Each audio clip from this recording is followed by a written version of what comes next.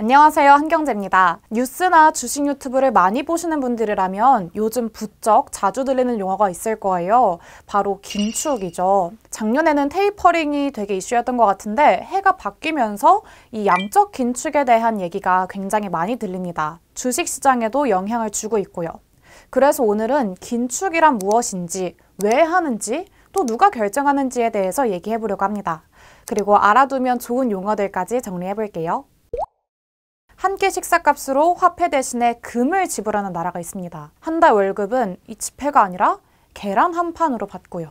연간 물가 상승률은 3000%. 정부 지출을 위해서 돈을 마구마구 찍어내다가 화폐 가치가 떨어져 버린 베네수엘라의 얘기입니다. 이렇게 국가를 운영할 때에는 화폐의 가치를 적절하게 조절하는 것이 정말 중요합니다. 화폐의 가치를 조절할 수 있는, 그러니까 통화량을 조절할 수 있는 기관이 바로 중앙은행인데요.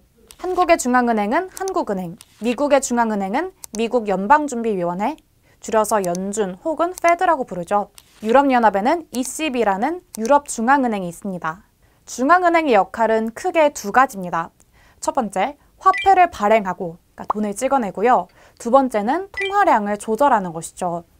경제 상황에 맞춰서 중앙은행은 시중에 돈을 풀기도 하고요. 걷어들이기도 합니다. 통화량 조절이 왜 중요하냐? 중앙은행이 만약에 무작정 돈을 찍어내면 어떻게 될까요? 화폐의 가치가 떨어질 수밖에 없겠죠. 그러면 물가 상승, 즉 인플레이션이 발생합니다. 밥 한 끼에 10,000원을 줘야 됐다면 이제는 20,000원을 내야 사 먹을 수 있는 거죠. 앞서서 말한 그 베네수엘라라는 나라가 이런 극단적인 인플레이션을 보여주고 있어요. 베네수엘라의 연간 인플레이션율은 2015년 이후에 세 자릿수에 접어들었고요. 2020년 물가 상승률은 3000%에 육박했다고 합니다. 베네수엘라의 법정화폐인 볼리바르화는요, 가치를 다해서 지금은 한 끼 식사값을 화폐가 아니라 금 0.25g으로 거래할 정도래요.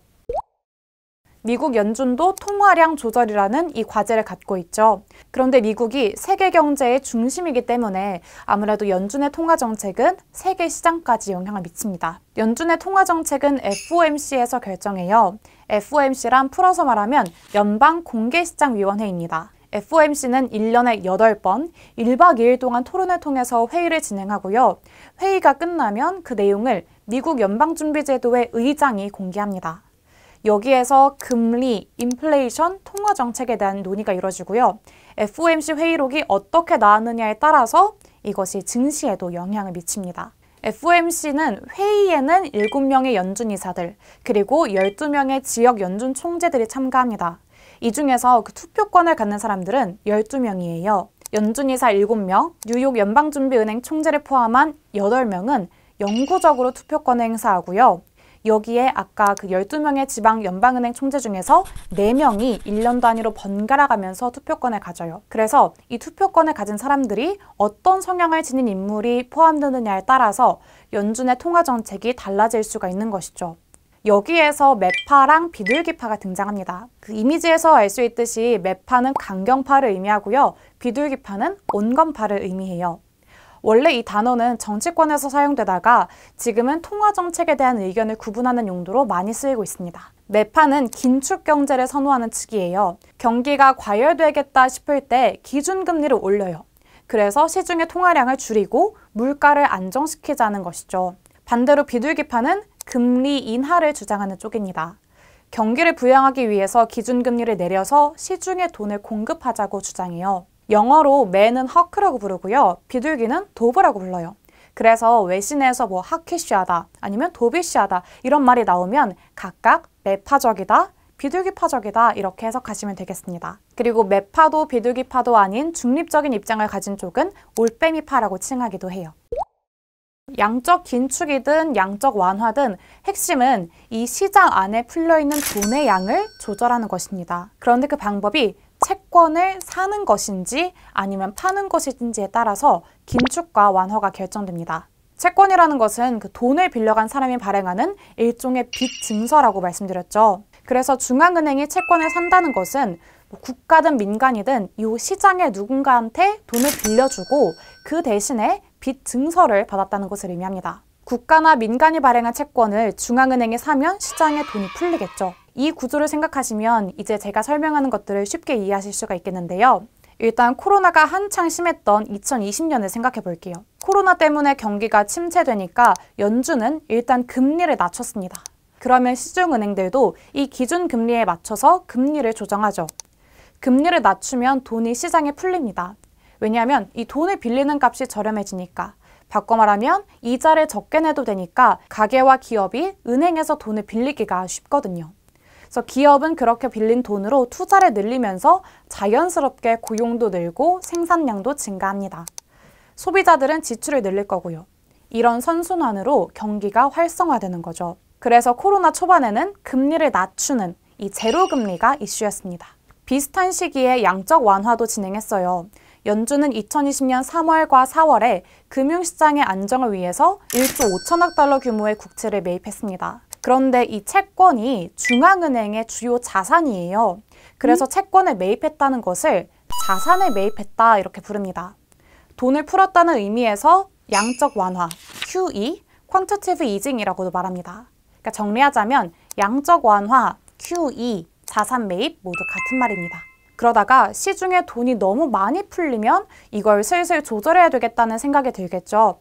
그래서 새로운 자산을 매입하긴 하는데 그 매입하는 속도를 늦춥니다.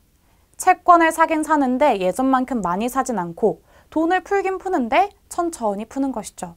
이것을 테이퍼링, 우리말로는 자산 매입 축소라고 불러요. 2020년 초에는 코로나발 경제 위기를 극복하기 위해서 시장에 돈을 풀었다면 2021년에는 이 돈을 푸는 속도를 줄여야 되겠다라고 생각해서 작년 한 해 동안 이 테이퍼링이 굉장히 이슈가 됐던 것입니다. 작년 11월부터 테이퍼링이 시작됐어요. 그 테이퍼링이 올 3월에 끝난 뒤에는 이제 기준금리를 인상합니다. 그 다음에 양적 긴축에 들어가요. 테이퍼링이랑 양적 긴축이 뭐가 다르냐 좀 헷갈릴 수가 있겠는데요.